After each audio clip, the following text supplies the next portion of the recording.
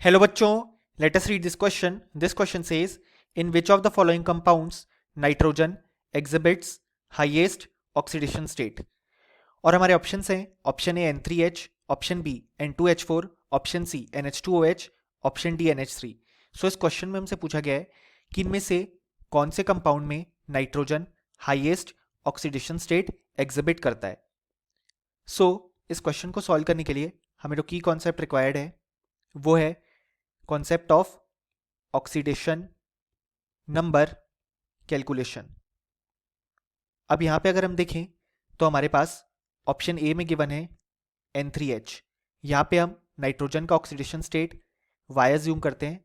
सो हम लिख सकते हैं 3y + 1 = 0, क्योंकि हाइड्रोजन का ऑक्सीडेशन स्टेट होगा +1। सो हम लिख सकते हैं 3y = -1, यानी कि y = -1/3। सो यहाँ पे नाइट्रोजन का ऑक्सीडेशन स्टेट है -1/3। नेक्स्ट अगर हम बात करें ऑप्शन बी की, तो ऑप्शन बी में हमारे पास गिवन है N2H4। सो यहाँ पे हम नाइट्रोजन का ऑक्सीडेशन स्टेट Z अज्यूम करते हैं। सो हम लिख सकते हैं 2Z + 1 × 4, क्योंकि हाइड्रोजन का होगा +1, = 0, यानी कि 2Z = -4। सो Z = -2। नेक्स्ट अगर हम बात करें ऑप्शन सी की, तो ऑप्शन सी में हमारे पास गिवन है NH2OH। सो यहाँ पे हाइड्रोजन का ऑक्सीडेशन स्टेट होगा +1 और ऑक्सीजन का होगा -2। सो यहाँ पे अगर हम देखें तो नाइट्रोजन का ऑक्सीडेशन स्टेट हम X अज्यूम करते हैं। सो हम लिख सकते हैं X + 2 - 2 + 1 = 0। सो यहाँ पे जो X की वैल्यू है वो हमारे पास आ रही है -1। सो यहाँ पे नाइट्रोजन का ऑक्सीडेशन स्टेट है -1। अब अगर हम लास्ट ऑप्शन की बात करें तो वो है ऑप्शन डी NH3। यहाँ पे हम नाइट्रोजन का ऑक्सीडेशन स्टेट T अज्यूम करेंगे।